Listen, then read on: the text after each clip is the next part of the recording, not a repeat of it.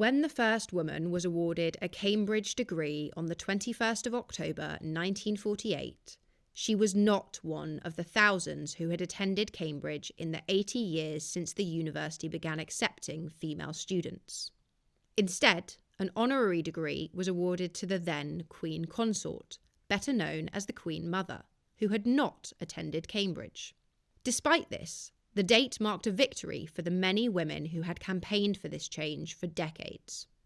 The history of women at Cambridge dates back to 1869, when Girton was established by feminist Emily Davis.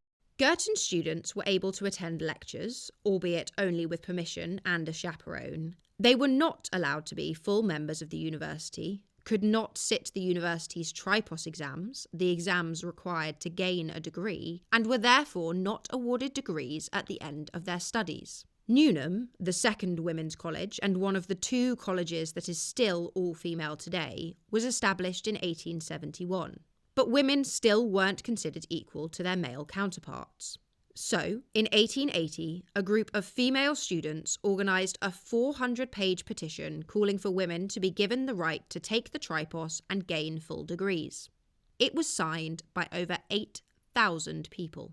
The petition did not result in any immediate changes. However, in 1881, women were officially allowed to take the tripos. In 1887, Agnata Frances Ramsay achieved the highest result in the classics tripos, and in 1890, Philippa Fawcett achieved the highest result in the mathematical tripos. Despite this, neither woman was awarded a degree. Female students continued to push for degrees and full membership of the university, and in 1897, a vote on the issue was held at Senate House. It resulted in a riot, with male students protesting by setting off homemade rockets.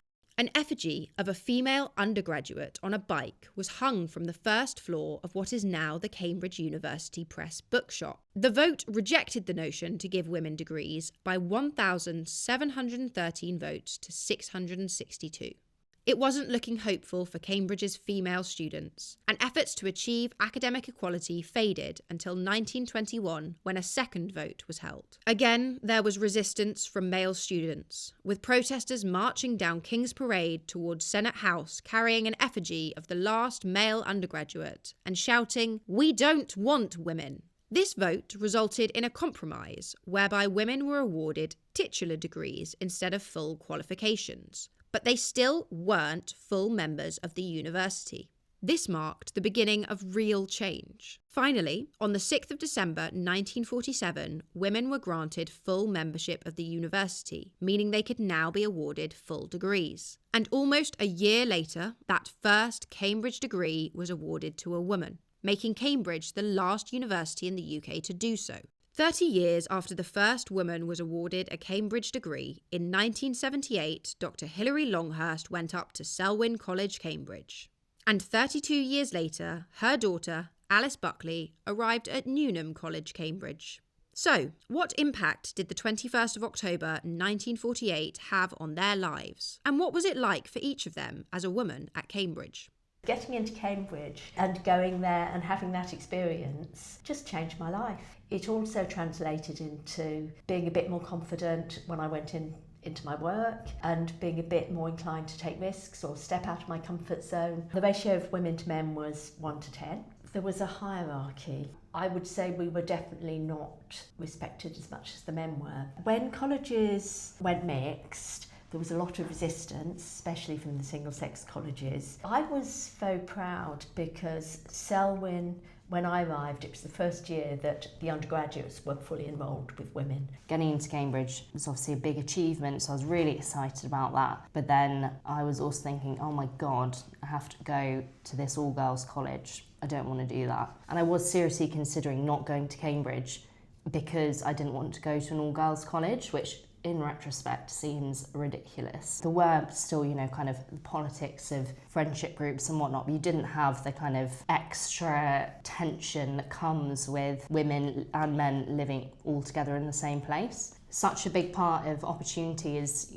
being in the room. If you have an environment where it's 50-50 and an opportunity is presented, the girls kind of have almost, if not equal, as good a chance as the guys. Whereas, in Mum's Day, if there's only one woman in the room of 50 people, the fight is just that much harder. But I do think in retrospect maybe we discriminated a little bit against ourselves. I was definitely not willing to put myself forward too much. I almost didn't want to appear to be working too hard. There was that feeling that it wasn't an attractive thing to work for something that you wanted, which is obviously ridiculous. You can imagine when there's that huge ratio of men to women, there's a bit of objectification, and as a woman you do feel pressure to live up to whatever expectation there is. When I first went to Newnham, the street that Newnham was on had been terrorised by this man known as the Newnham Rapist, and I think it was interesting that this guy was called the Newnham Rapist even though Selwyn, which is a mixed college, was just on the other side of the same street. I guess the implication of that name was sort of like, oh well, they're all girls at Newnham, so they're the target.